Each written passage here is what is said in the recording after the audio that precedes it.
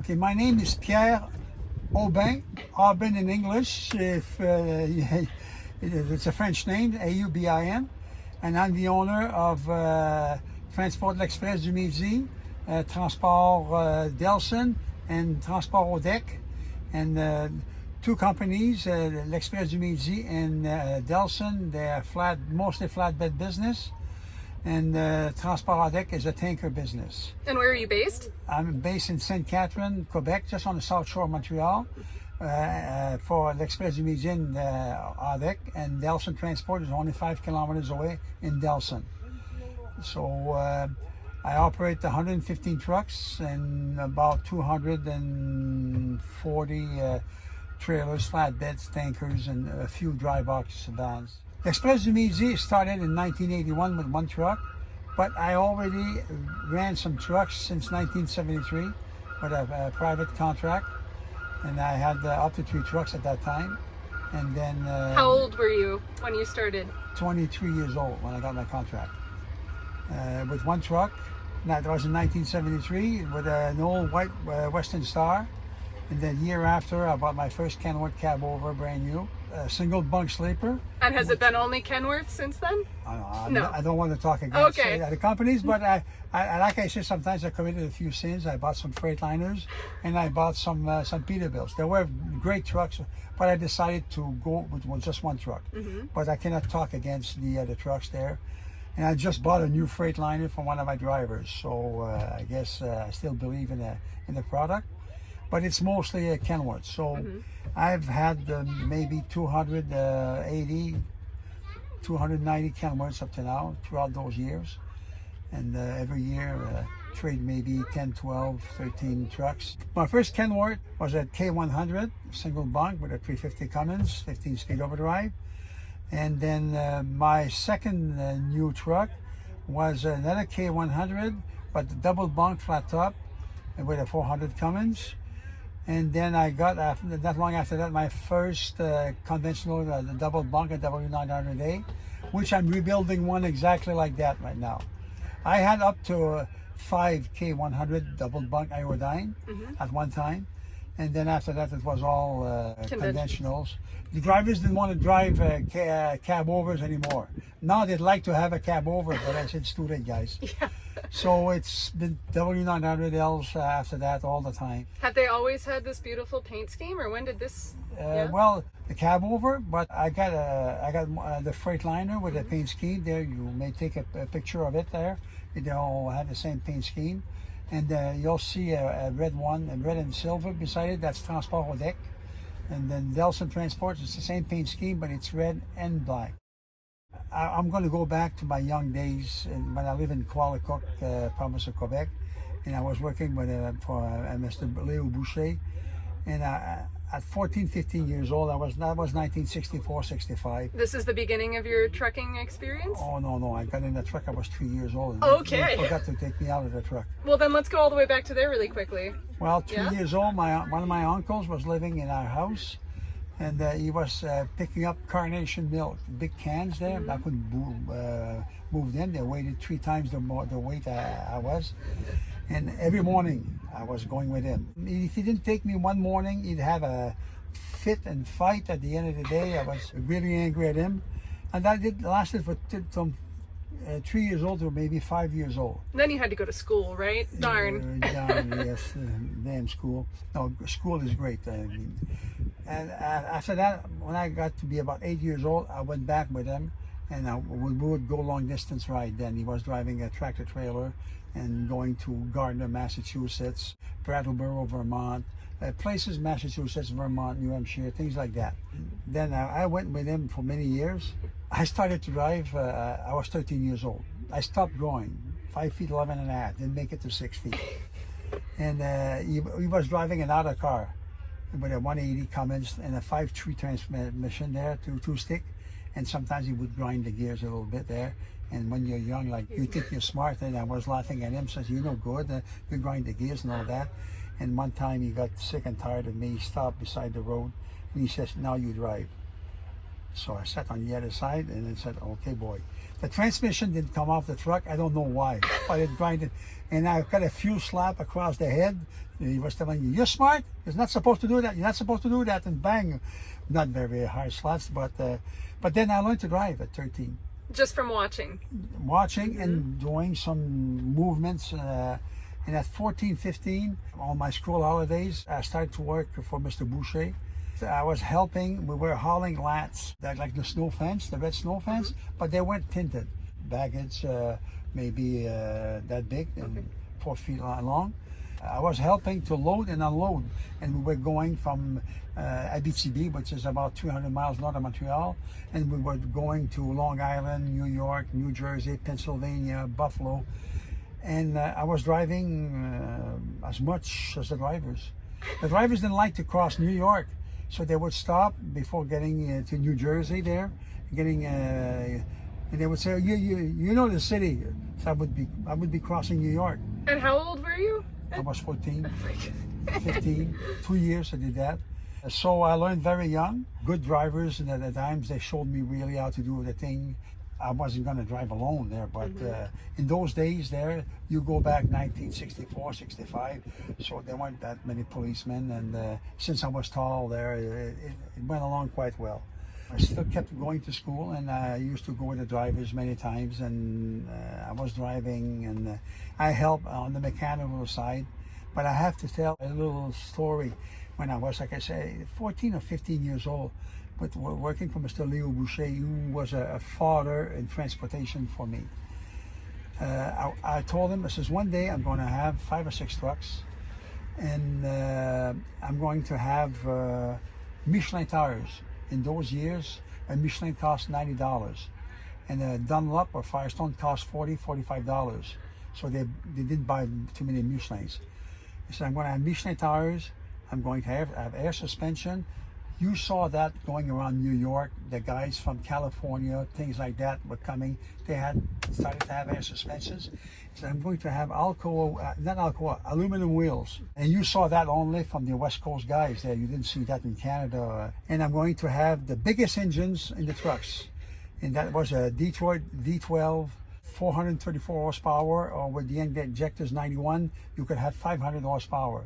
And I'm going to have sleeper cabs, but only as single bunks, because these double bunks didn't exist then.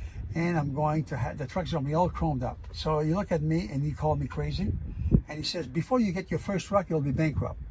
So I said, oh, that's what I want to have in my days. 20 years after, I drove in front of his house. He was 87 years old at that time. And I said, I had a new Freightliner, all FLD, all chromed up, 400 Cummins, a double bunk flat top. And my wife was with me. So I went to pick up Mr. Boucher. He came out, he looked at the truck, went around it, and he looked at the tires. He didn't know how to read or write, but he knew how Michelin spelled out. And then he looked at the suspension. He says, you got balloons on that? He says, they're going to bust and you're going to roll over. I says, no, Mr. Boucher, they don't bust and roll over today. And then he says, you got aluminum wheels? Says, you can't take them off. I says, no, that's the old days there. These ones, the alcohols, they get off easy. And he goes around the truck. And then he wants to see the engine. It's a 400. The biggest engine he ever had was a 250. The other ones were 180 to 220 Cummins. He says, how many horsepower? I says, 400. He just couldn't believe it. And he knew his mechanic. So he was looking at the engine on one side, he went on the other side, and looking at that. And I closed the hood. He says, there's chrome things, he called that nickel. He says, there's so much nickel on that truck, it's blinding me. I says, no, Mr. Boucher, you're not blind, you're getting blinded up with that. And then he got in the truck, and I had 2 captain chairs. I had 23 gauges on the dash, as many switches and all that. And it was all finished in velour. And he's looking at that, and my wife got to sit in the back of the bed in a sleeper. And he's looking at that, and he says, is this an airplane? I says, no, it's a truck. Oh my God, he just couldn't believe it. And then he goes in the back and sits on the bed beside my wife, and he's holding his cane up to his chin, and he's looking at the truck inside, and he tells me, I was 35 years old then, and I thought I was smart. In your 30s, you think you're smarter than anybody else. You start getting dumber at 40 and 50 and 60 and 70, you're really dumb. So he says to me, he says, just to think of all the things I taught you, and now you're teaching me things. That hit me like a brick in the face. I said, what? That means I'm going to learn all my life? And he says, I remember the fight we had across the street 20 years ago when I called you stupid and you will go bankrupt. At that time I had 9 trucks. He asked me how many trucks I had. I said, I got 9 trucks. And I told you you'd go bankrupt before your first truck. He was amazed with that. So we went to take a ride, maybe 10 miles away, came back, and I helped him go. He was a tall man, skinny. Yeah, he was straight for his age. I helped him go down there, and he started to cry. And he cried, and he cried. He says, you should have been my son. You should have been my son. I said, but you treated me like your son. And so you come and see me, I'm going to die soon. I says, are you sick? He says, no. I says, oh, you're going to live to be 100. I used to go see him every 3 or 4 months, and he passed away before I went to see him again.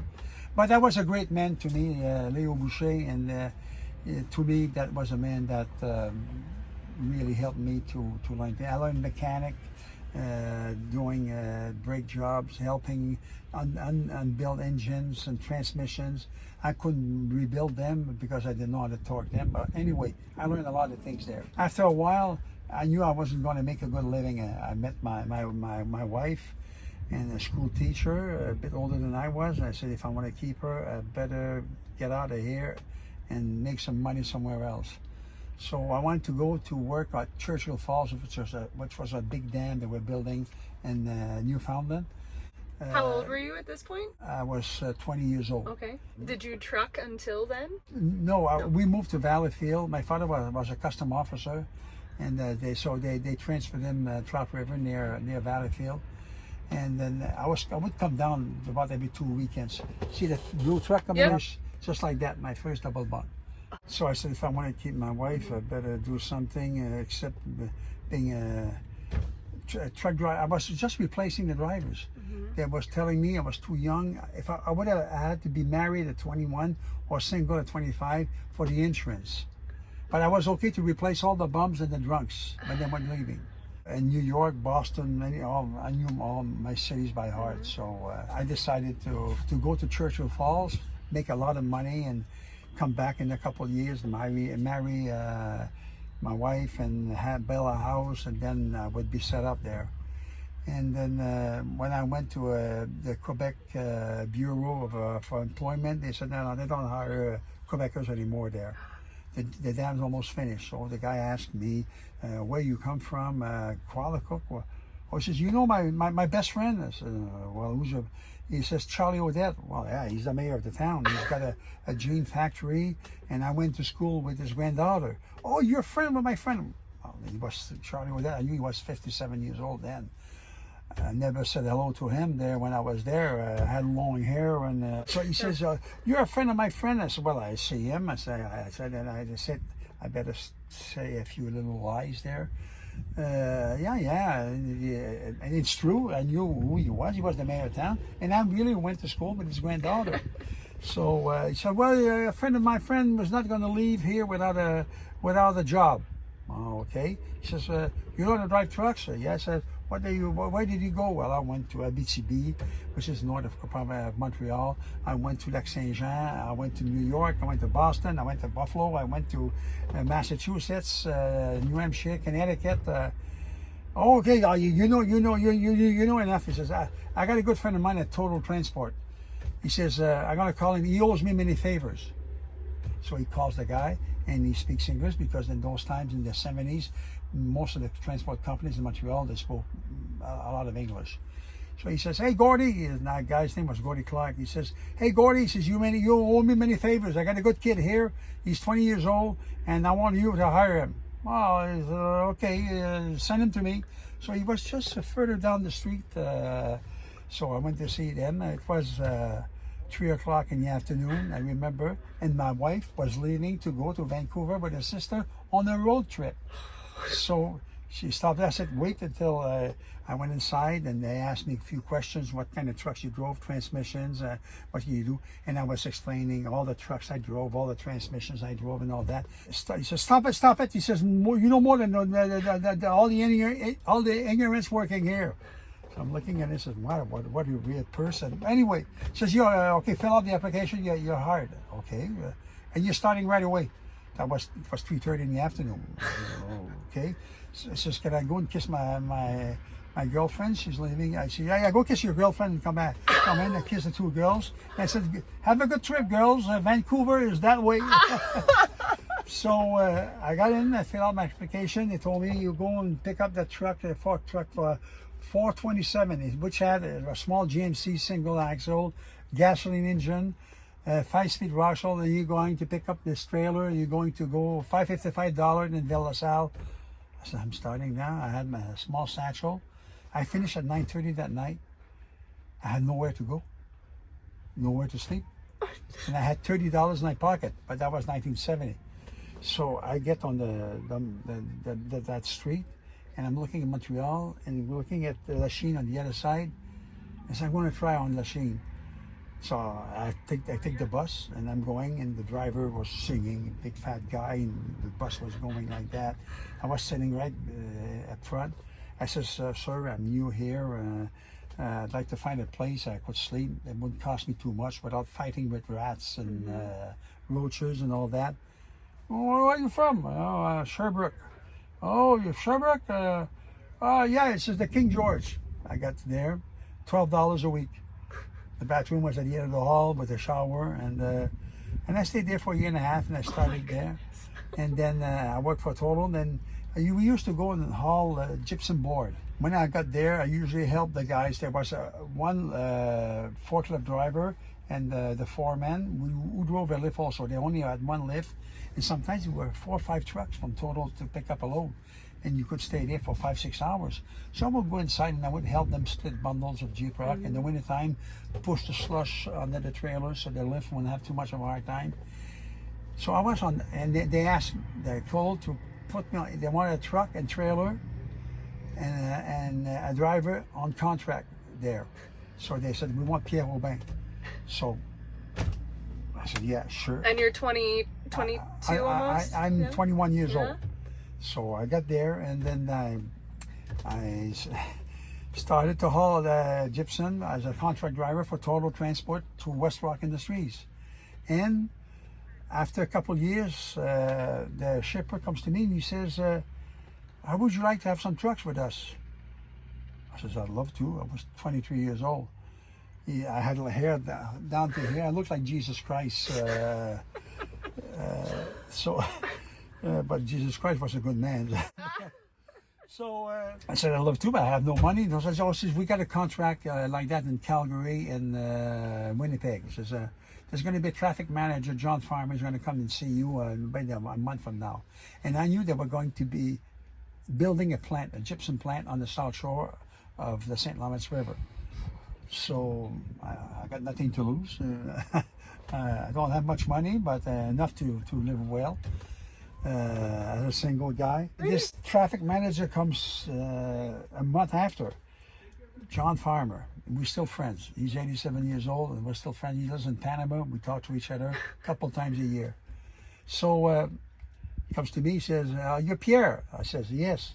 Well, I'm John Farmer, glad to meet you. I said, oh, me too, I'm glad to meet you. He says, how would you like to have trucks with us? I says, look at me, I got long hair, I got no money. He says, I didn't ask you about your long hair or your money. I says, how would you like to have trucks with us? I said, look at me, I got long hair and I got no money. He says, that's the second time you answered me that. You answered me that, the third time I don't talk to you anymore. So I said, this guy's crazier than I am. So I said, okay, no problem, I want trucks. So they had a contract. In those years, we needed permits. So if you were hauling a product, you didn't need permits. So he said, we're going to supply you with a truck and the trailer, and then you're going to get the guarantee. He says, how much did you make last year total? I said, I made $12,000. He says, we'll give you a guaranteed salary of $9,600 plus half the profits. He says, you'll be making about $12,000. That year, I worked at Total till July. I took a month off, and then in September I started with them. I made $18,000. The year after, I made $25,000, and the year after, I made $50,000. That was big money in 1975. I started with them, and I got an old Western Star. And then 10 months after, they said, okay, what do you want for a truck? I says, well, I want a Kenwood cab over. I says, oh, don't buy that. That's too much money. I says, I'm half and half with you guys. I says, I want a Kenwood cab over. Because the second week I got my Western Star, they sent me to Winnipeg with a load of paper. And I still remember it.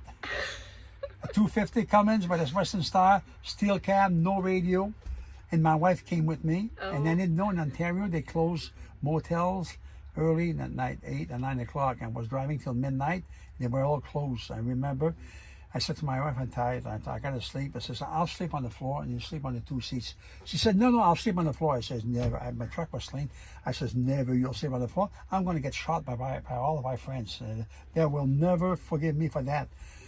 She's a hard-headed woman. She slept on the floor.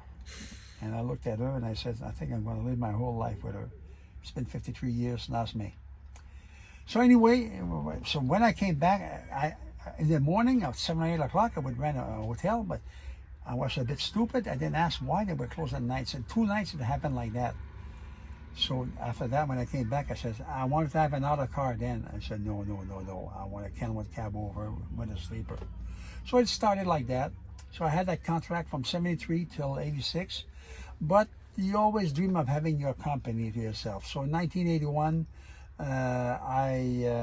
I started Express du Midi with 1 truck.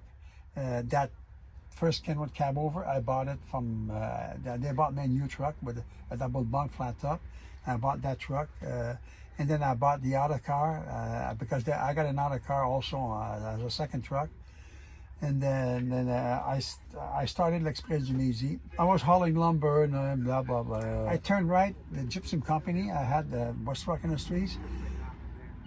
They had hard times then. They were supposed to sell to USG, and then the government of Quebec didn't want them to sell. So they couldn't do it because they had plants across Canada. Vancouver, Calgary, Winnipeg, Mississauga, Montreal. St. Catherine was also Montreal. And so I got them to sell gypsum in the US. Sales manager says, no. I says, look, we got hard times and don't feel like finding another job. So maybe 3 or 4 weeks after, he said, I'm going on holidays to Cape Cod. I got a friend in Londonderry, New Hampshire. I'm going to stop, see. So he comes back and calls me, says, can you do 20, 30 loads a month? Then I had 2 trucks. I had my conventional double bunk there, and then the cab over, and I bought the other car after. I said, sure, 20, 30 loads, 2 trucks, easy to do. So it lasted 2 weeks. Then it got to be 20, 30 loads a week. And maybe 4 or 5 months after, it was 20, 30 loads a day. So you bought a lot of trucks quickly. I bought quite a lot, but I heard many owner-operators because I couldn't afford to buy all these trucks. But everything went great, very great. And like I say, I never looked back.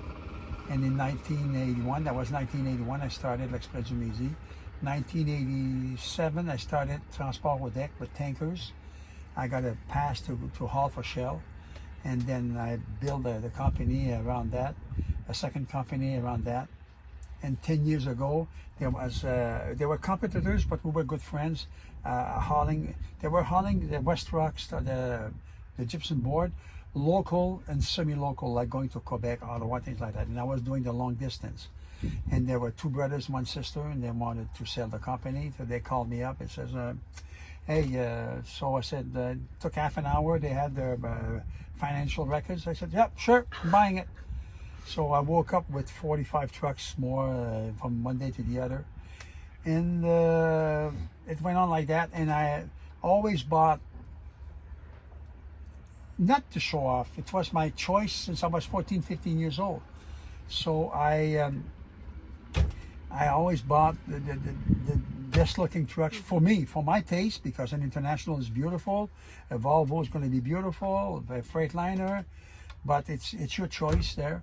So I bought a few Freightliners, a few Peterbilts, but it was mostly Kenwood. So I'm up to, since I've the early days, maybe 270, 80, 90 Kenwoods I've bought. And do you still drive? Yes, I still drive. I miss the driving. I got good people working around me. You can't build all that without having the good people. But I got great people around me taking care of business. So when I go driving, I'm on holidays. And like I say to my wife, and she knows them, I got two mistresses. One is this Kenworth here, K100, and the other one is W900L in 1999 with the 600 studio sleepers. So she knows the two mistresses, and she takes care of the two mistresses. So. Have you had this truck since it was new? No, I had 5 of these trucks, Iodine double bunks in the late 80s, the early 90s. This one, I found this truck in Tampa Bay. Somebody, one of my mechanics found it in Tampa Bay. 2 brothers had this truck. They were hauling show horses, but they were going to Florida, Georgia, Alabama, and they didn't go that far. The truck only had 276,000 miles when I bought it, but it was in good shape. When I took it back home, I said I'm going to get it rebuilt. So I know a good truck body shop there, and they rebuilt the whole thing. And they had 2 of their mechanics that worked in the early 70s on cab overs like that. They did a great job. They took panels off on each side. Interior didn't do nothing, but the back end, they lengthened the wheelbase from 192 to 244 inches. They took all the wiring was done in new, and they did a really superb job. So when you go trucking, do you pick between these two? I choose one mistress or the other. You know, the conventional is licensed throughout the whole year, and this one is from the 1st of May till the 1st of October. This one doesn't see snow. Good. So, no, this one is, but it's 2 feelings, 2 complete difference, the feelings. I always love the cab overs. I always love the cab overs more than the conventional. But this, when you drive, you're driving on the white line. Yep. The conventional, you're driving 3 feet from the white line. So when I took this truck I drove this truck from Tampa Bay. And when I got in the truck and I drove that truck, a cab over for many years, my God, for the first 20 miles, I was always going over the curb and bring it back. I said, my God, you're supposed to, when you do bicycling, you're supposed to do that all your life. Now I don't remember how to drive this, but it was fun. So I took it back to Montreal. I picked up a trailer from Manac in Missouri, northern Missouri, just south of Illinois. And I came back with the 2 vehicles, and we built the truck, and it was fun. So to me, it's a good part of my life story with that, and with 150 employees today, and 115 trucks. How many miles do you think you've driven in your career? I would say I have over 3 million miles.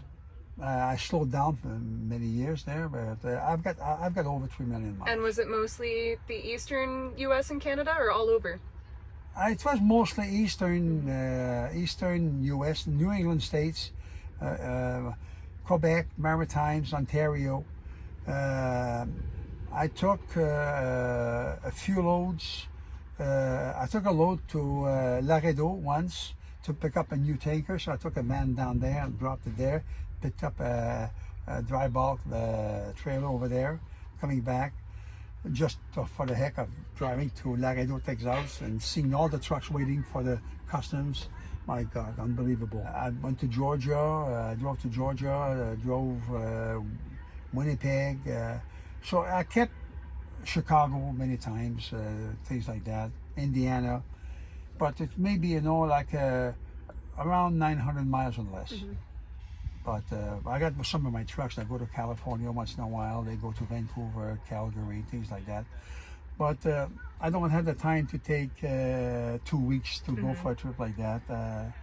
Business has grown too big now, so I could go. My good people will take care of the whole business, but well, at least you get to go to truck shows.